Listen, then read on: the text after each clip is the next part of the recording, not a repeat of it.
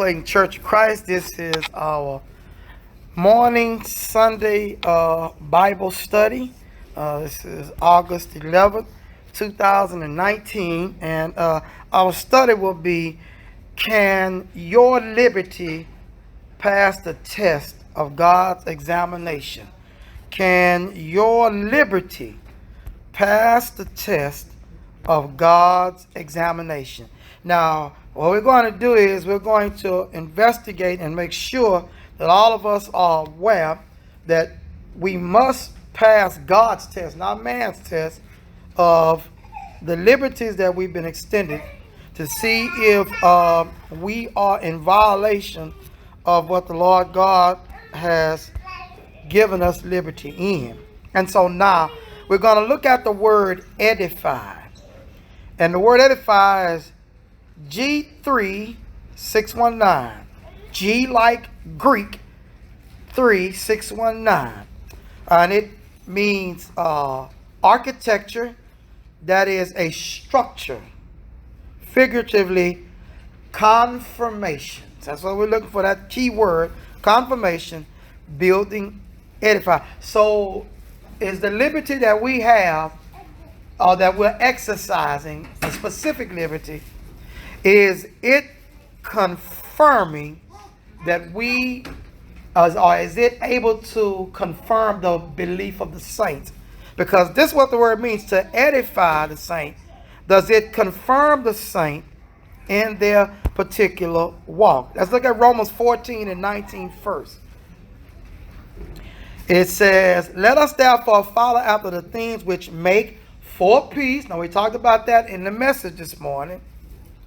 And things wherewith one may edify another. So we've got two areas that God is saying our walk, whether you're exercising liberty or whether you're teaching, because liberty is involved in this. It is saying, first, does it make peace?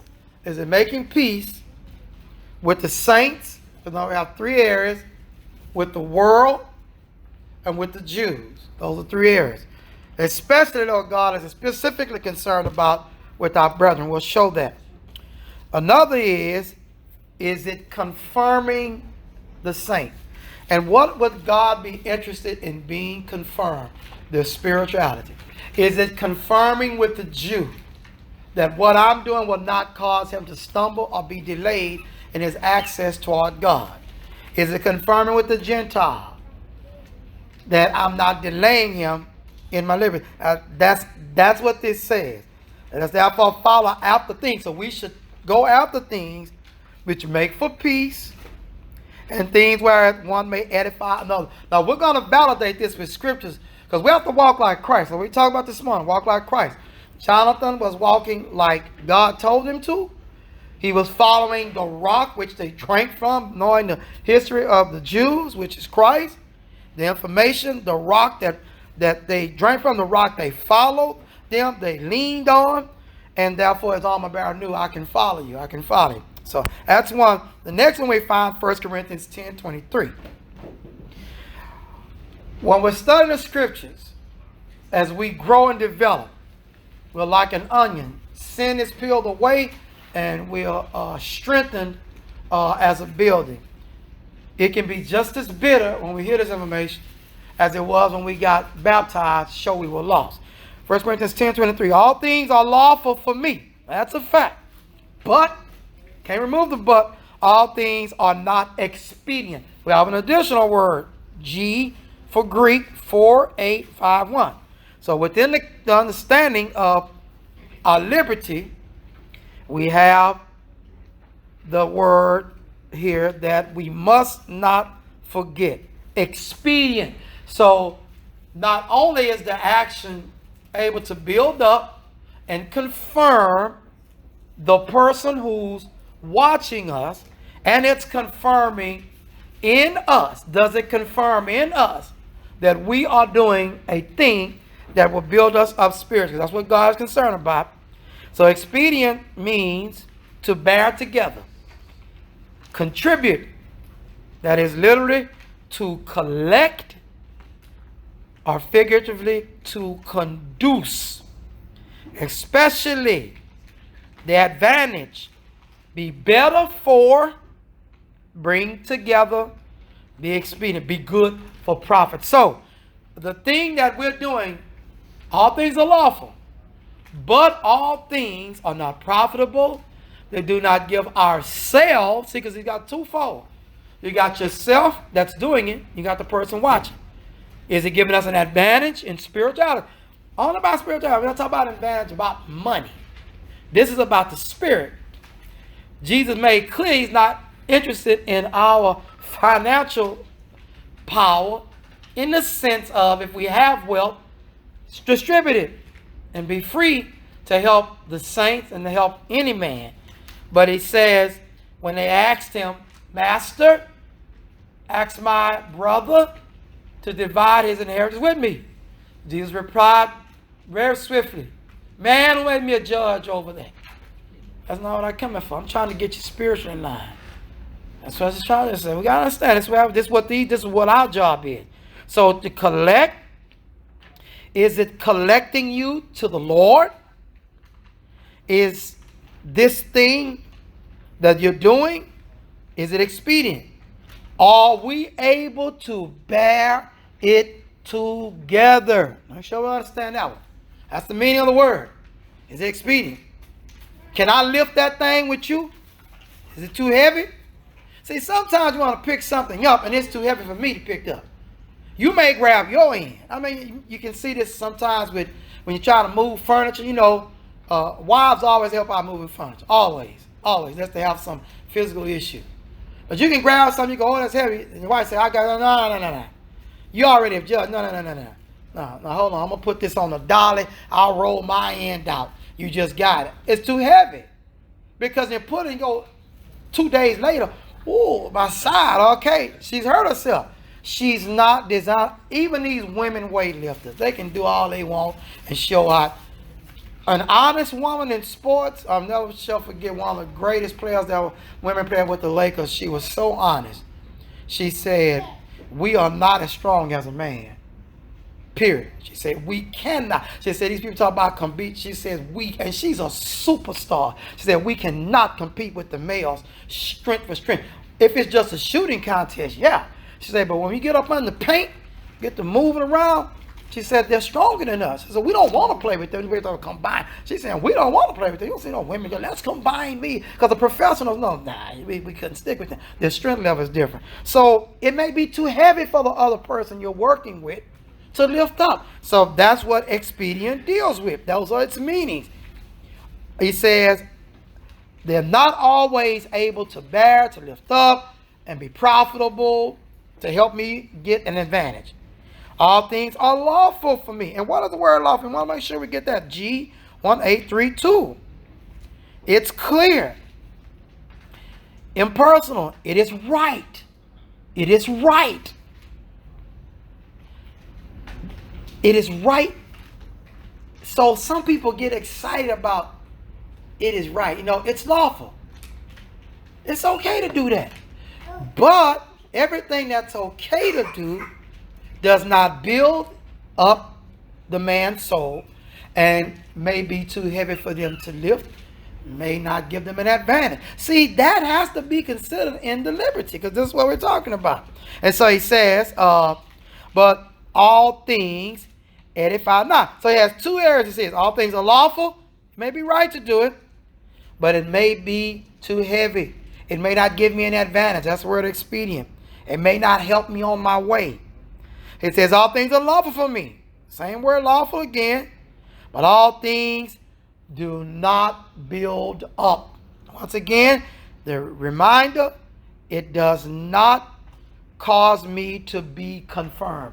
This is a different number. 3618 means the same thing, to confirm. And it means in also this word, the little difference is you are the house builder. So if you're a house builder and you don't have a screwdriver, there's certain things you need a screwdriver for. So if what you're doing, I don't have to have a screwdriver. It's not against the law to have a screwdriver. Yeah, but when you get to the part of the house cabinets that have screwdrivers, you got to have two kinds of screwdrivers too. And even more, you have different furnishings to promote our business. in America. People don't realize why do they make so many different types of insets in furnishings and apply to promote business in this country. We have basically a Phillips and a flathead. You could have made everything probably one or the other, but they are all different kinds of it, and they'll tell you why, to promote business.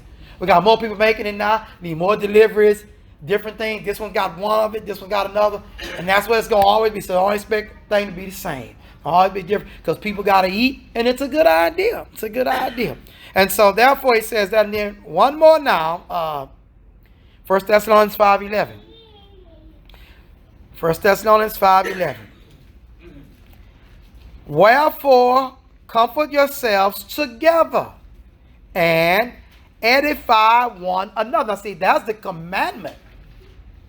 Even as you also do. So you have the pros and cons. Everything's lawful.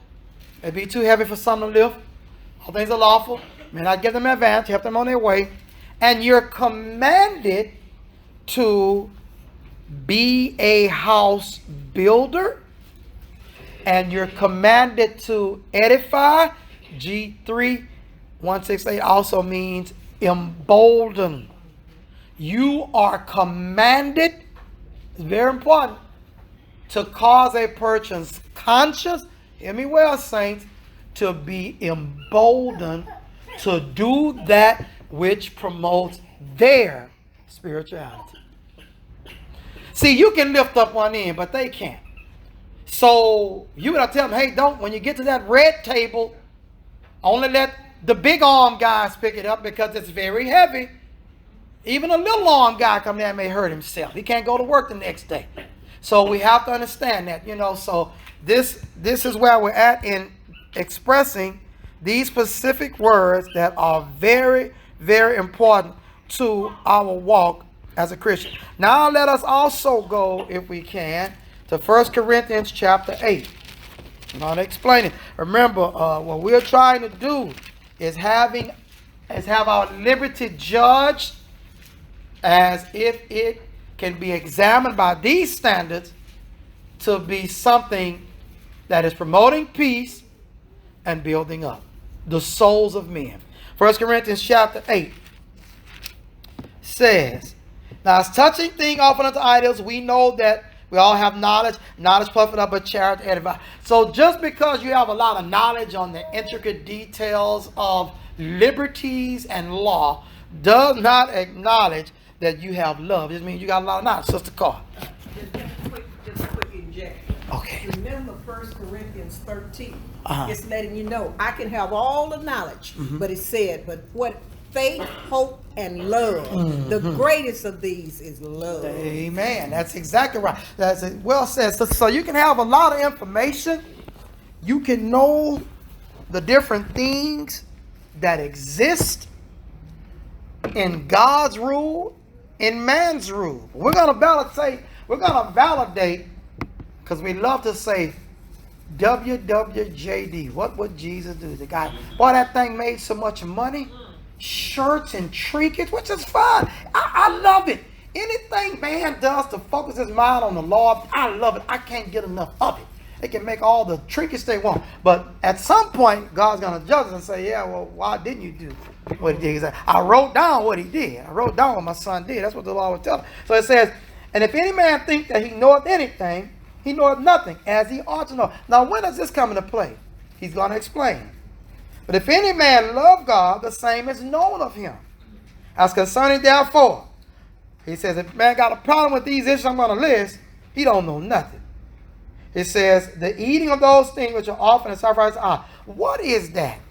We're going to have to understand we live in a very diverse country. India is not like us. There are diversities of races there. But India is a Hindu nation. Your benefits, your blessings, your handouts from its government has a lot to do with what you've been propagating. You need to talk to some saints that can make you aware of that. All of us can be made aware. They don't have in God we trust. It's the opposite. Japan, it has watch its leaders. Watch what they talk about. Watch what incense they light. Watch what their ceremonies are. They're not with us like that. Now, I'm not saying America's any better, but I'm saying they're not into the Christian God movement. And so you have places in India that is no eating of meat.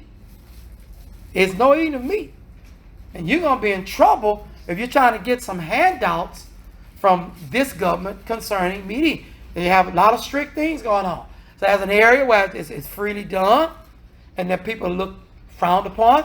They distastefully disrespect Christianity for allowing me to eat. You have this mentality listed in Romans 14. We'll talk about it some. But Americans are not used to understanding that.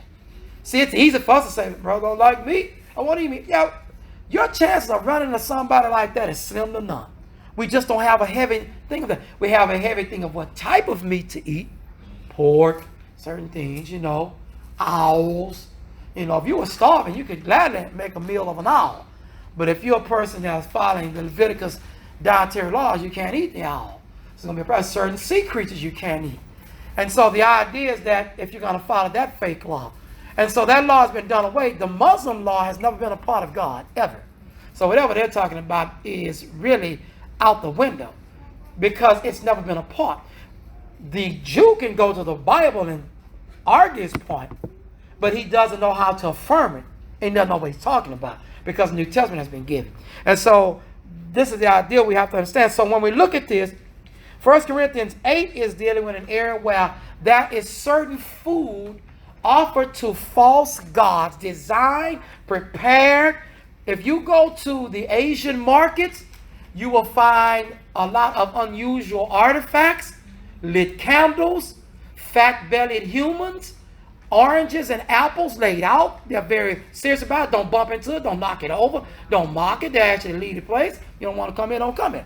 They're not going to have any pictures of Jesus up there, what is known to be Jesus, whatever race, color they've drawn it to be. You won't find anything propagating that the word G-O-D refers to Jehovah God, the Father of Jesus Christ. You won't find that.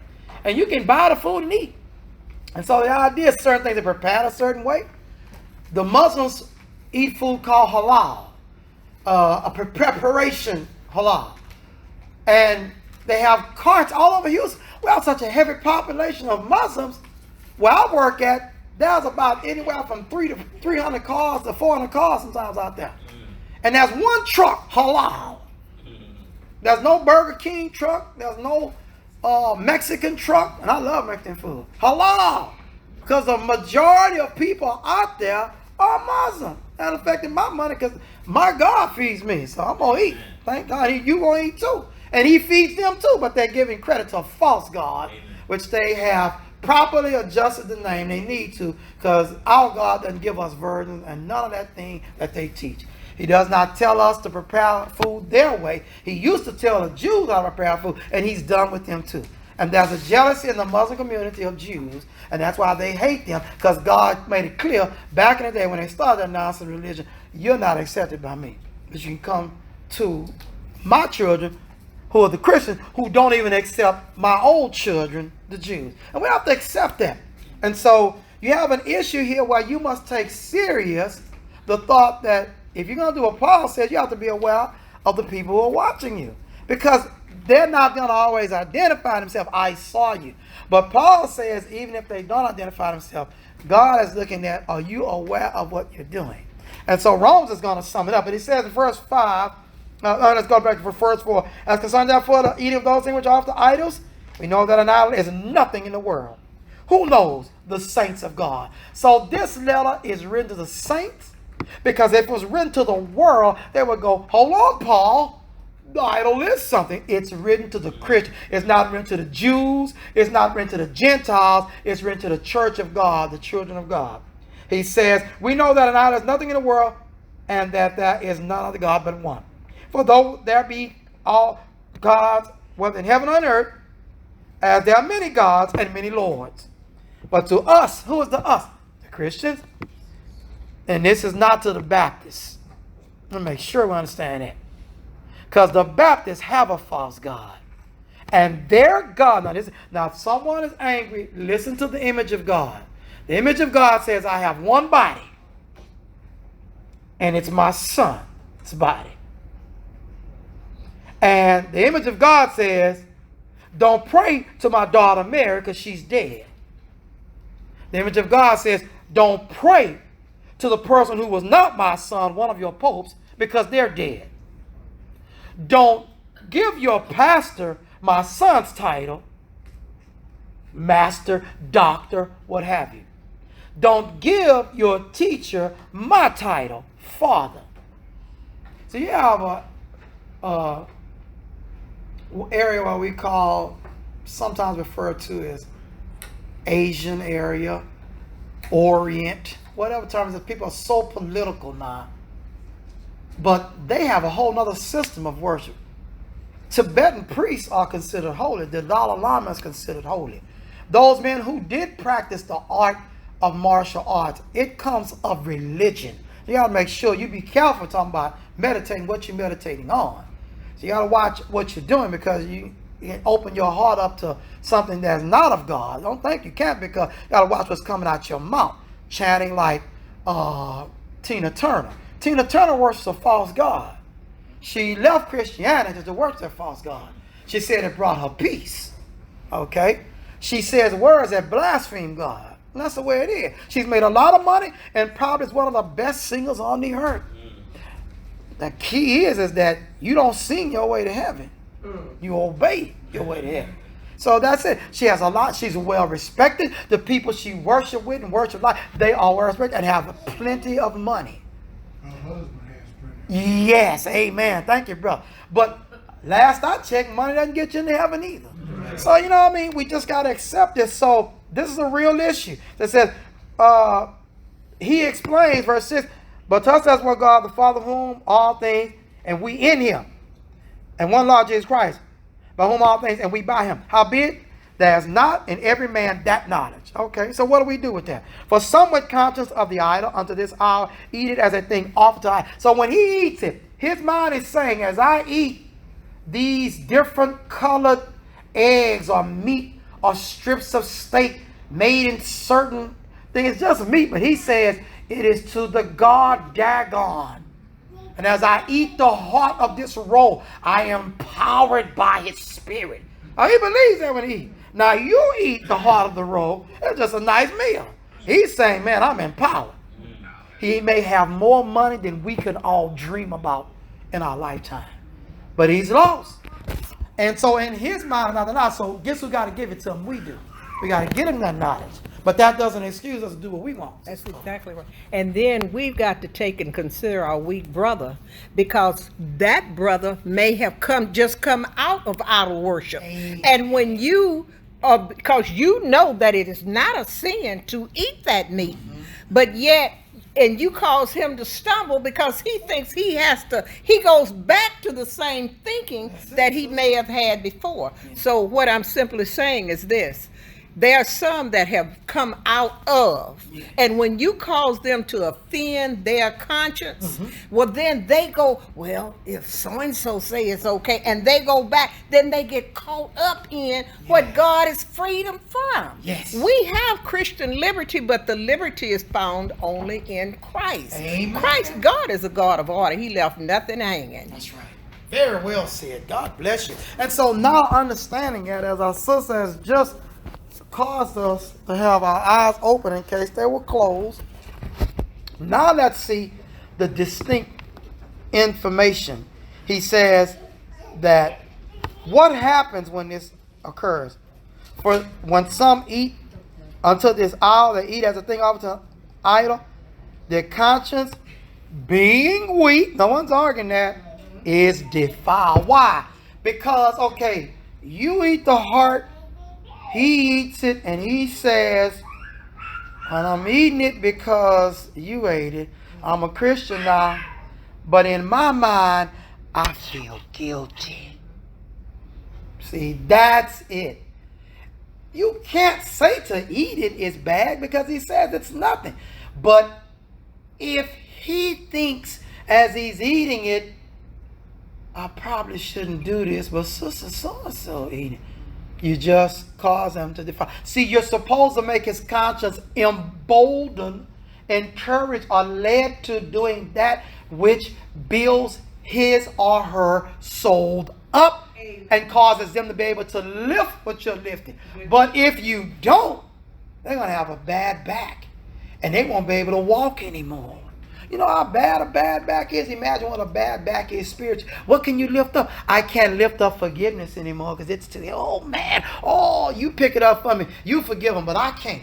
So that's what it means. That's what it means, you know. I can't tell grandma that she's lost anymore because we just ate something. I'm in doubt if I even should have ate it. And see, we don't understand. We used to say this in the Muslim community and the Jews. But you have to understand, for some reason people forget, especially our area is heavily populated with the Indian culture. Heavily populated.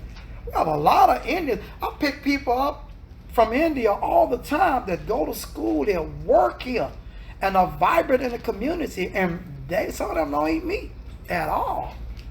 They think we are blatant demons from hell for eating a steak.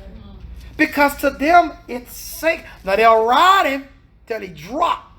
They have him pulling stuff all over India. And in their own land if they live here. But they won't eat it. See, we got to understand. So, you baptize a brother that's just come from that religious belief. And you go in, you know, and you're eating steak. And he sees you. See, that's what Paul said. He sees you. So now you got to say, okay, you know, so I'm accountable? Yeah. See, Cain had a problem with being accountable for his brother. So he killed his brother. Yeah, but God asked him to be accountable.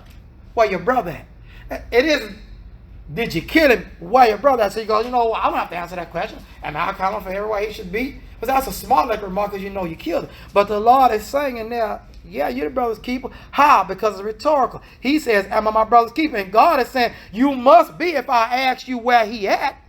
So you are accountable. Did you just destroy your brother? That's the question. So if we were to ask, you know, somebody says, you know, where's your brother at? You know, has been wounded by your actions. Am I my brother's keeper? You must be. God asking you where he at through us. You're asking, not God. We're representatives of the Most High God. See, the one thing that makes saints angry is they have to understand we represent the Most High God. We're messengers. Not the world. We are messengers. And we are well equipped to do the task. And so he says here, what a deal about me commending us not. He says, but. So when you see but, he's showing the other side. Me commending us not to God. For neither if we eat, are we the better. Neither if we eat not, are we the worse. But, showing the other side. See, this is what makes saints mad. I remember a gospel preacher one day told me he was teaching tithes because people came up and asked him, where do I start? And he kept repeating, we had a battle of words. It was in love. You know, I loved him and he loved me. He's dead now, but he said, Brother Ozan, what? And he had been preaching long. He said, what do you do when they come to you and they say, brother, I need some direction, what to give? I say, you tell them, how much do you love the Lord? What has he done for you? Search your heart and you give. He said, but they asked him where to start. How much do you love the Lord? What has he done for you? And he smiled. He said, okay. He said, okay. I didn't go, oh, you're teaching the Bible? You don't know that? You know, it's my brother. I learned that from him. Hopefully he learned that before he died. You can't teach the tithe. You can't teach no number. He said, we got to start. So I said, how much do you love the Lord? What has he done for you? And that's the end. And you hug him and you walk off. And he has to give. And that's it. And so that's all we can tell. He says, but take heed lest by any means this liberty of yours becomes, see, it is lawful, it's the right thing to do, but it becomes a stumbling block to who? The weak. And that's the subject of the day, the weak. For if any man, watch this, see thee, which hast knowledge, sit at meat in the idol's temple, shall not the conscience of him which is weak be emboldened to eat those things which are of God? So now you've emboldened him to do the thing that in his mind, it's nothing wrong with it, but you've caused him to be encouraged to do it, and he thinks something's wrong with it. See, now that's where the issue is. And you don't know who's watching. So the idea is that the liberty once it's brought to knowledge, hey, there's some folks stumbling. Now you know. Remember when you give your offering, the Bible says, you know your brother has aught against you, leave your offering, go make peace with your brother. So that's why we come to church and we give. But the mindset is, okay, I'm going to make peace with my brother. So when I get back next time, God is saying, I'll accept you now. You made peace. You made peace. Because somebody told you, hey, he's stumbling. Or he's got a problem with you. He said, I didn't know.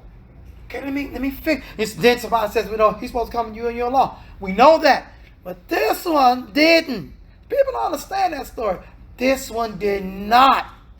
So if you are the stronger and you are labeling W-E-A-K all on top of their head and putting them in a shirt that says weak all over it in bright red, then you stress your point. You're a Schwarzenegger in the spiritual world. Well, then go help him.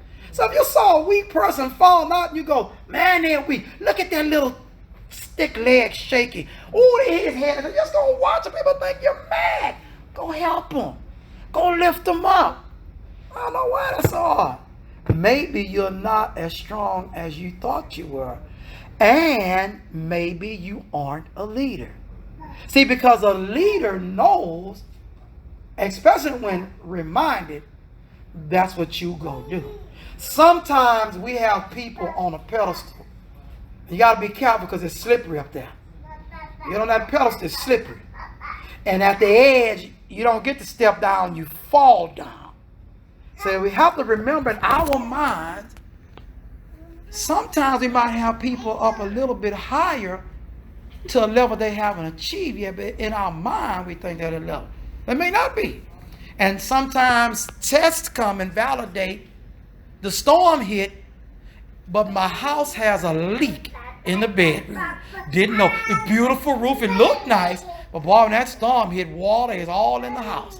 And so we have to understand, maybe our roof isn't as strong as we thought. Sister Carter, did your hand go up? Okay, brother Keith, okay. Yeah, I've got a question. The stumbling block right here is meat offered to idols. Yes. But I mean, we could put anything in there. Anything. That would cause somebody to stumble. You sitting down, you eating with your brother, and every now and then you're talking and the cuss word slip out. And it happens too many times. You like, this is a normal thing with this person. Amen. And then you tell them, I said, I mean, you can make me stumble. I might want to start cussing again. You know what I'm saying? Yeah. I might want to start cussing again. Yeah. And then again, at the same time, you're making me weak, because you're supposed to be strong at this point. Exactly. And you study cussing. Yeah. And so, that is a stumbling block for people as well, in my mind. That's true. And so, what are you doing in an instance like that, bro? I mean, I'm asking the question. What do you do? I mean, tell a brother that that's not acceptable. You move on, and the next time you keep doing it. At some point, what do you do? To solve that problem with that brother. You know what I'm saying? Man, that's beautiful. Thank you so much. I used to be. This is a good thought. I used to be what I would consider. Let's see. I'm trying to use Paul words. The chief of profanity. I can attest to that. My brother, one of my brothers, I won't leave him nameless, started teaching me to curse. Another brother got angry. I may have told the church to stir foot. But I took it and ran with it. Enjoyed the flavor of it, And then I reached a point where after I got baptized, I said, sometimes you curse when you're mad. And I checked myself, heard some message, and I was like, that's not right either. Because if Jesus would have got mad on the cross, he'd have been cussing. He'd have been cussing, thank you, give me this pain, but I love you, No, you can't do it. So, in reference to what the brother is saying, I've had people talk to me during that time, watch your language, and you begin to adjust. You say, I'm just cussing when I'm mad in my mind. Now I heard a message one day, Brother Paul Jones preached, said, God can read your thoughts. So he's seeing me cussed out. People see me smile, but I'm cussing about my mind. I said, I'm going to still die lost. I remember I was at a station at the job, and I said, God help me to stop in even my mind, because I'm going to die lost. And I was able to fight and wrestle and win. So what do you do? I remember sitting around people that's doing that. You know, you're eating, you're having a good time. And you say, you know, you pick a moment. You go, you know, I like you, man. I like you, a good friend. But you know what? You know, you hurting yourself cursing, you know. What make you do that? And you just have to just be as loving as you can and present it to them. You know, quit cursing, fool. Not like that. Can't do it like that, you know. And if you can get them to say, I'm understanding, because some people will judge you behind that. And also, even more important, God isn't pleased because this is language that God despises. Because this is a word that men know is evil. The middle finger. Some people it's the little finger. Sometimes it's the little finger. In England, it was one finger. The little boy did it, and we didn't know. The people said the little boy did it, and we just thought it was saying number one. But the English people informed us in the writing, he was using profanity and he was disciplined. We didn't even know. I remember reading article said, what? One finger, and it wasn't a middle. But the English people were honest because they knew in our area a little bad rascal was cursing. And so his nanny discipline took him away, pulled him back in. We didn't even know. Now see, that's honesty. That's an honest move because they're concerned about the reputation of the queen, the mother, and the land. We should be concerned about the reputation of the saint, the one looking, and God, the church. What is the reputation of the church? When we do things that we have a right to be mad at, whatever. Maybe he thought America was losers, but he does not have the right to display it in that fashion. And so they did something about it. So we have to do something about it because it isn't right. You have to tell people, you don't disown it, but then if they continue to do it, they say, I curse again, and I curse again, I curse, and you say, I'm going to whoop that little rascal. He don't understand. They're not acting right. All the adult, whatever the case may be. I just wanted to inject this too. Appreciate that Brother Henson brought up. But as I was sitting here thinking, the lesson today, this is where a person has the knowledge that to take and eat this meat is okay. But the other one, like I said, he may have come out of idolatry, and it causes him, he's weak. And to eat it to him is he's going back into it. Now, the analogy that Brother Henson just gave, cussing is a sin. That's a sin. That is a sin. I have a friend, close friend, and this sister go to that congregation, and she was close to my friend. I met her, but around me she has never. But being close to her, she would talk just how she talked. And she would inject cuss words. And my friend let her know, that's not right. Now, and she, went on. And she said, yeah, you're right. Sister, you got to help me with it. Now, she's actually been in the one who she's talking to has been in the church longer than she has. So she would still, we're to be long suffering too. So when she would take and come back, she came back again, she'd slip and she still cursed. But what she did, she reminded her. And do you know she eventually, in working with her, do you know she eventually got, at least with her, we know, from the point to whereas, because profanity is a sin. But the situation we're talking about today in this specific lesson about he had the knowledge that to eat the meat was okay. But what he was doing, his sin is this is what I'm thinking Paul is trying to bring out, is this is your brother. He's weak. And if it offends him for you, just don't do it. Don't do it. Amen. It's just like, I lost that thought. That's why I put stuff on paper. That's all right. But the bottom line that I'm bringing out is, it's a strong brother versus a weak brother. But when you really look at the lesson, if he don't get it, the strong brother, he's really the one that's weak. Yes, because he doesn't understand. It's about love. Yes. The greatest commandment is to love God with all your heart, might, and soul. Yes. Second unto it is that you love one another. And love will motivate you to do it. Being a Christian is about sacrifice, right? That's yes, right. That's exactly what I see. And so it's going to motivate you. I will not do this if this causes my brother to sin. Amen. And in this particular lesson, now there are some things that we say we have liberty to do. And when you really look into it, do we really have liberty to do it? Because liberty does not allow you to sin. See, understanding we're Christians 24/7. Sin is why we sin. Sin entering the world is what causes us the lust of the eye and flesh, we know. But what I'm saying is, you got to even examine this particular lesson. It was about the meat. And he had the knowledge you could eat it. Amen. But he didn't, because of love. Paul is saying, consider your brother. You causing him to stumble. Amen. Right. And there are some things that go on in the Lord's church today that we need to examine ourselves. It's about the integrity of your walk, It's not about being a legalist. It's not about being a liberalist. It's about the integrity of your walk. You want to hear, well done, my good and faithful servant. Amen. And when we look from the beginning, from when the fall of mankind till Revelation, it's about love. It's about love. And Amen. Love is going to cause you to sacrifice. Love motivates us to do a lot of things that maybe we in ourselves wouldn't do. Amen. Well said, sister. I want to point out something critical to the lesson, because one thing we don't want to pass over, and I'm going to akin it to Brother Keith's statement, and thank you, Sister Carr, because it's stressing his love. It is a sin to eat meat offered to idols. Now, I want to make sure we get this. It's a sin to curse, but let me make sure we understand what Paul is saying. It is a sin to eat meat offered unto idols. Let me explain. If you believe that that's an idol. See, we can't remove that from the text. Let me share why. He's going to talk about that. It is not a sin to use profanity in the military. Let me help you out with this one. I want to make sure we really understand what's happening. See, he says, this person that eats to this idol, he doesn't have knowledge that it's a sin. See, you cause him to sin too.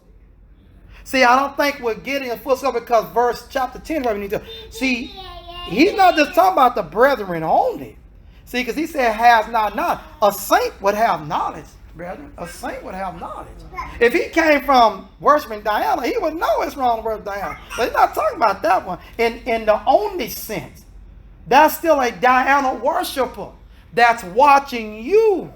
And they say, well, I guess it's okay to eat meat to Diana, because he's over there at Diana's temple eating the same stuff we eat. And as he's eating it, his conscience is further defiled, because he thinks it's okay to eat the meat.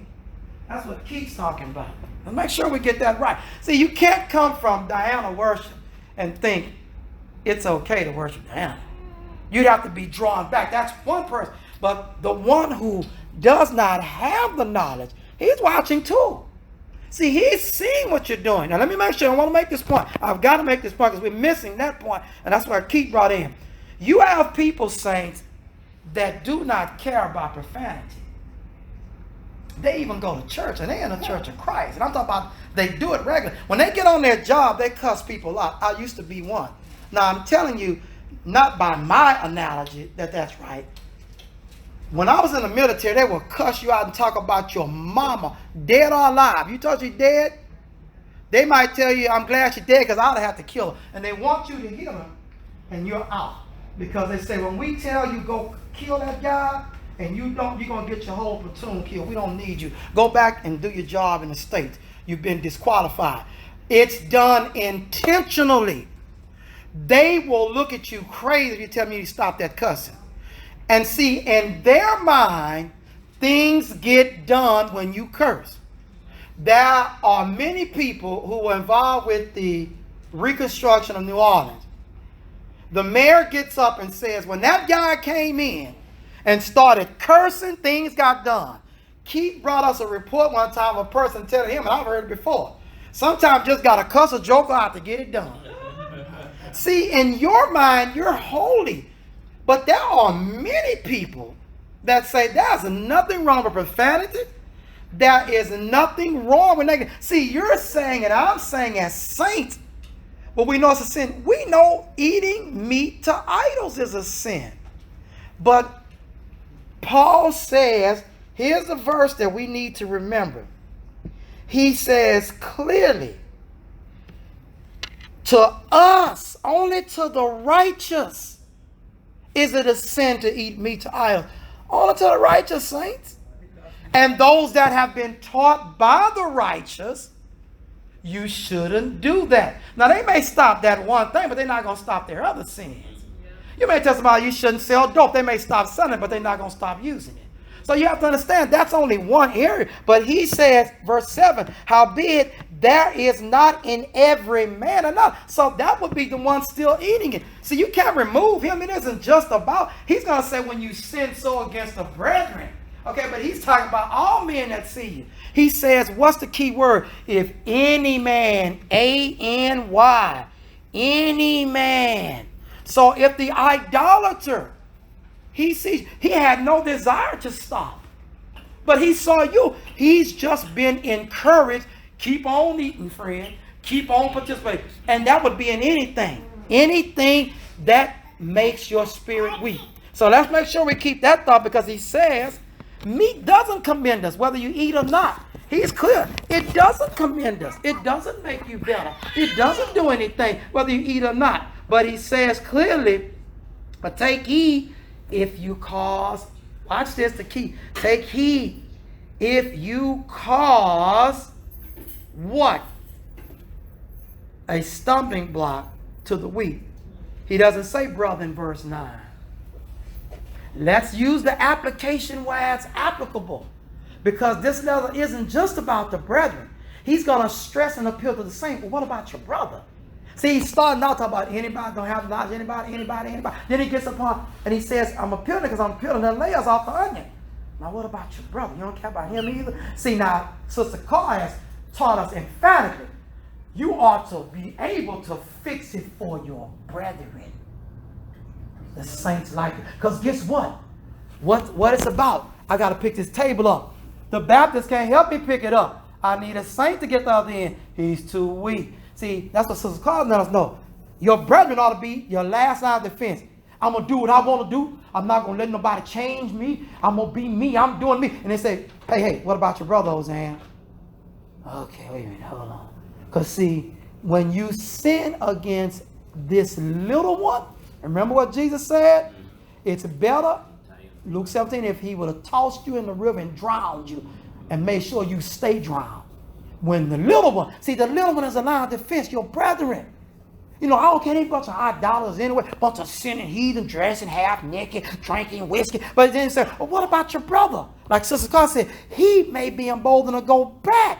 You don't care about him. You're supposed to hit brakes and put it in park now and think about it. Brother Keith, thanks for waiting. Go ahead, brother. If you want to defend your position, even when you know you're sitting down eating food that is sacrificed to idols, you keep going back and you defend. Well, you know what, man? I done been there several times. The meat good, food good. You know what I'm saying? I'm gonna keep on eating it.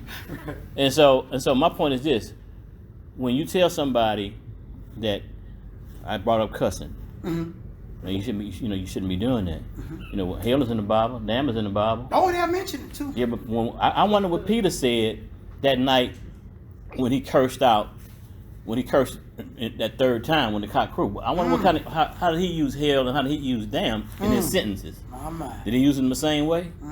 Brother, but God bless you, brother. God bless you, and I hope that nobody tries to damn you. Now he probably said "got" on the front of that word. He changed it. So when somebody says that to you, and you didn't tell them, I said, that don't sound right, brother. You ain't fighting. You ain't struggling in your body to try to stop doing that because you done said something to me that I'm trying to justify it. So I mean, I don't know if somebody tells you that, you know, at that point, I don't want nobody to give up on me, but at the same time, it don't seem like you're trying to fight to stop doing it. Amen. That's my problem. That's right. And see that's why we're saying, is your liberty able to pass the examination of the words of God? Because that's who's examining. The saints can be wrong. They may be wrong about a thing. But if God says, nevertheless, suffer to be so, that we offend them not. Our time is up, and we'll talk about it some more. But I want to make sure we get this thought here. He says, for if any man, verse 10, see thee which has knowledge, sit at meat in idols' temple, shall not the conscience of him that is weak be emboldened to eat those things which are offered to idols. And through thy knowledge shall the weak brother Watch this. See, notice he's just like Jesus. One minute he's talking about this, and then he shifts gears.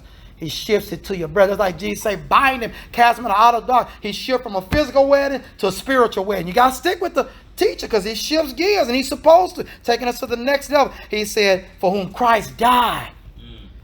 But when you so sin against, what's the difference? The brethren, see, this is a different devil. It's a different devil. And wound their weak conscience. Yes, they're weak. Some people go, they're weak. Saints need to straighten it up, tighten it up. Yeah, but we know they're weak. That's like telling a weak person in the hospital. This is a hospital, saints. When you come and expect to see blood and broken knees and cut off limbs and vomiting, this is a hospital. When you come here, what kind of doctor comes? I got my white clothes on. They always wear white, mainly. A lot of them wear white coat. Why would you wear white? I don't know. But you can bet it's not going to be white at the end of the day.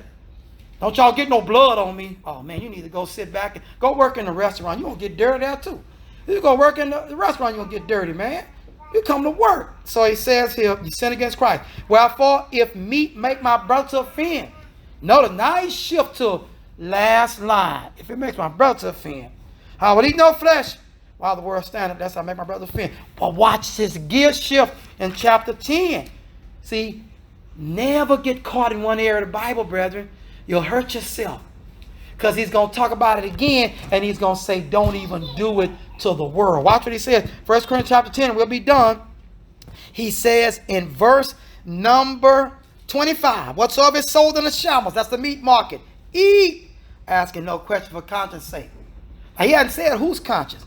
For the earth is the law and the fullness thereof. If any man of them that believe not bid you to a feast, you can go to the feast. Say you can go to it. It's the celebration of Bacchus. Go. Be careful though when questions get asked. He says, and you be disposed to go whatsoever said before you eat, asking no question for conscience sake. But if any man say unto you, this is offered in sacrifice to idols, eat not for his sake that showed it, and for conscience sake. For the earth is the law and the fullness thereof. Conscience, I say not thine own, but of the other. For why is my liberty judged of another man's conscience? So Paul is saying, okay, now if your brother say, man, this is troubling me. Why are you doing that? This is troubling me, and so you did that move. I saw another person do that move and say that thing, and man, what you doing? I thought you was holy. See, now integrity comes into question. Why? Because I say, I've always known him to be a sinner, but you doing it now. I thought you was holy. Now watch what happens. Verse 30. For if I by grace, who's that grace? He's thankful, be a partaker. Why am I even spoken of for that which I give thanks? So I'm saying, thank you, Lord, for this food. About to receive in Son Jesus' name, and streaming do your will. Amen. The heart, but I love the heart of the tender roll. Oh, it's so succulent. Venison. I think people understand, that's a baby inside of an animal. That's the tender. I think you better look up what venison originally meant. That's the baby in the mama womb. That's get everybody's about to come out. Oh, it's tender. They eat the baby, yeah. Why am I spoken of? Because this guy thinks if I eat the baby, I have the heart of the animal in me. They got more money than you can dream about to think. More money than you can dream about. They drink out of gold, not gold plate. Gold, real gold. Whether therefore you eat or drink whatsoever you do, that's a key point. All to the glory of God. Can God be glorified in what you're doing? Can you say God is with me in this? That's the test. The liberty. Can you say God is with me in it? Can you say, man, I'm going to use something from the world. Can a girl say the way she broke it down in the club? Watch this. They got a little saying. Don't break it. Took your mama 9 months to make it. When they say, whoa, that girl bounced. Some of y'all know what I'm saying. We don't get too graphic. Can she say, I just want to thank Jesus for the way he made me shake it tonight? Because this fella should be able to do it. Give none offense. So watch this. Neither to the Jews. Look who he starts with. The Gentiles. Not to the church. Because see, now this chapter deals with don't offend nobody. The brother is the last line of defense. Surely you should love the brethren and lay down your life. But he said, don't do it against nobody. He says, even as I please all men are not saints, in all things, not seeking mine own profit, but the prophet meaning that they may be saved. Why? He's saying, this doesn't bother me. It's okay for me. I like it. It's not hurting me. I know the meaning. You got the knowledge. But he says, it will profit only me. But if the other sees it, it won't profit them. They're going to be held. They're going to say, why come to the Church of Christ? They doing what we doing. So that's why we talk about the beat-based singing. It's no instrument, but it's not of intelligence. So the person, they doing what we doing. They scat sing like my uncle in the club, So understood. Hope we can grab that. Hold on. Your liberty got to pass God's test, because he will bring it into judgment. He's already said. So that's what we want to do. Anybody have any further final thoughts? If not, we'll wrap it up, and that'll be it. We get, if we can, brother Robert, can you give us a prayer to get us on home, please? Heavenly Father, come thank you for this day. Thank you for this Bible class. Heavenly Father, Man. something was said that maybe it could go and use in our daily lives, Heavenly Father. We hope pray that we try to leave this place, whenever from your sight.